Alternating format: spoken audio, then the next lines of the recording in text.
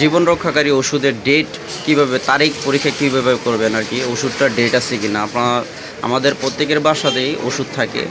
ওষুধ এত পরিমাণ ওষুধ থাকে যে অনেক সময় 2টা 3টা 4টা 5টা করে থেকে যায়। তো আমরা জানি না যে, বা বুঝতে পারি না যে এই ওষুধগুলোর ডেট আছে কি না। আজকে আমি এই জিনিসটা আপনাদের ক্লিয়ার করে দিব। এতে করে বাসার ওষুধগুলো নষ্ট হবে না, আপনি নিজেই ওষুধগুলোর ডেট পরীক্ষা করতে পারবেন। কিন্তু সিরাপগুলো তো ডেট লেখা থাকে, বুঝতে পারি, কিন্তু ট্যাবলেটের গায়ে ডেটটা আমরা অনেকে বুঝতে পারি না। সেই জিনিসটা ক্লিয়ার করে দেবো, চলুন দেখে না যাক। দেখানোর জন্য আমি একটা ওষুধ নিলাম আর কি, এই যে স্যাকলো একটা ওষুধ। হ্যাঁ, যে কোনো ওষুধের আর কি এই লাস্ট প্রান্তে দেখেন এখানে ডেট লেখা আছে। এই যে E0427, মানে ই হলো এক্সপায়ার, 04 মানে 4 মাস, 27 হলো 27 সাল, মানে জানুয়ারি ফেব্রুয়ারি মার্চ এপ্রিলের 27 সাল পর্যন্ত এই ওষুধটার ডেট আছে। এভাবে আপনি প্রত্যেকটা ওষুধের গায়ে ডেটটা চেক করতে পারবেন।